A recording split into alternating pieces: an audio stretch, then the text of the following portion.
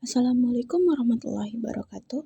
Halo semuanya, perkenalkan nama saya Fitri Pujiastuti dengan NIM 123008002 dari Prodi Biologi. Di sini saya akan membahas tentang sistem peredaran darah pada mamalia dan proses pencernaan pada hewan ruminansia. Yang pertama, saya akan membahas tentang sistem peredaran darah pada mamalia. Sistem peredaran pada mamalia adalah sistem sirkulasi tertutup yang terdiri dari jantung, pembuluh darah, dan darah. Sistem ini bertanggung jawab untuk mengedarkan oksigen, nutrisi, hormon, dan zat lainnya ke seluruh tubuh, serta mengangkut limbah metabolik untuk dikeluarkan. Proses peredaran darahnya dimulai dari aliran darah dari tubuh ke jantung, di mana darah yang rendah oksigen dan kaya karbon dioksida mengalir dari seluruh tubuh menuju jantung melalui vena cava superior dan vena cava inferior, kemudian masuk ke antrium kanan. Lalu darah dari antrium kanan mengalir ke ventrikel kanan melalui katup trikuspid.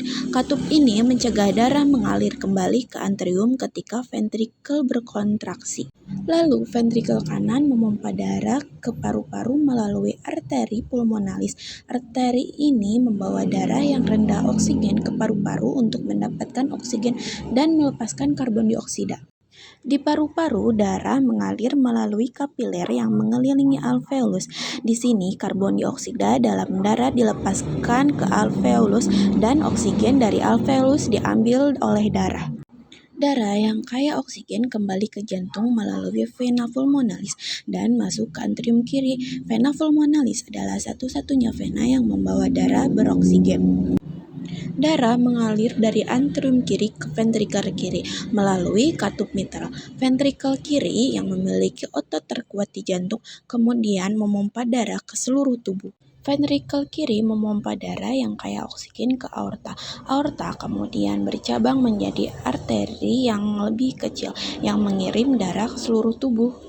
Sistem ini sangat efisien dalam memenuhi kebutuhan metabolisme tinggi mamalia. Setiap tahapan bekerja dengan sinergi untuk memastikan distribusi oksigen dan nutrisi yang optimal, serta membuangkan limbah dari tubuh. Selanjutnya tentang sistem pencernaan pada hewan ruminansia. Hewan ruminansia adalah kelompok hewan yang memiliki sistem pencernaan unik yang memungkinkan mereka untuk mencerna makanan berserat tinggi seperti rumput dan dedaunan.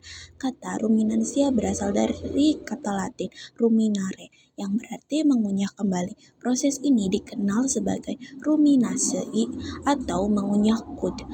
Ciri khas hewan ruminansia adalah perut mereka yang terdiri dari 4 bagian utama.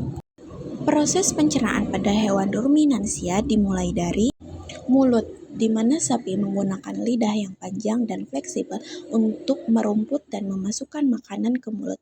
Gigi depannya memotong tanaman, sementara gigi belakang yang besar dan datar digunakan untuk mengunyah.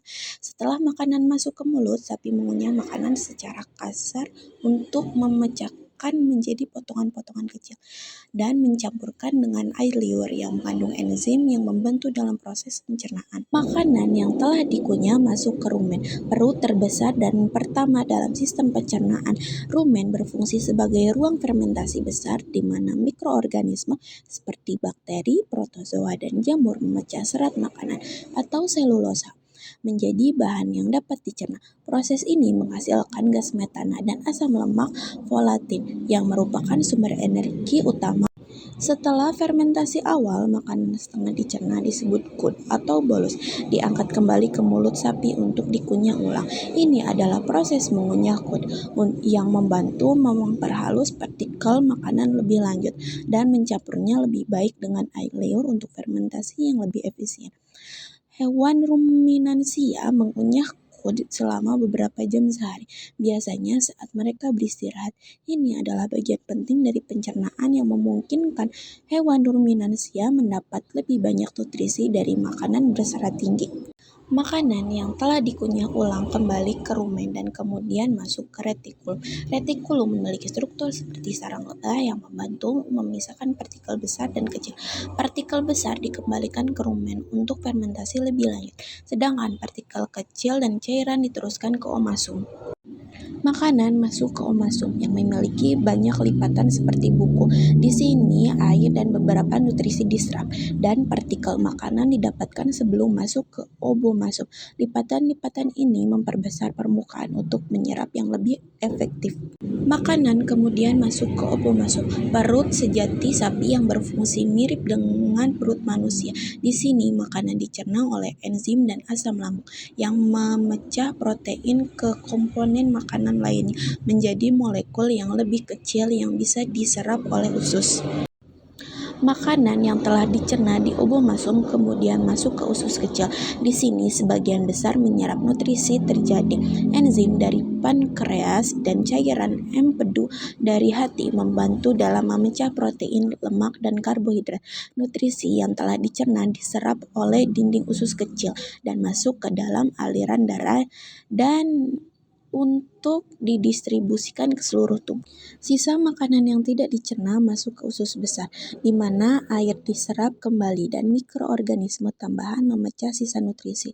Limbah yang tersisa dibentuk menjadi tinja dan disimpan di rektum sebelum dikeluarkan melalui anus. Dengan sistem pencernaan yang kompleks, hewan ruminansia mencerna dan memanfaatkan nutrisi dari bahan tanaman yang keras dan berserat tinggi secara efisien.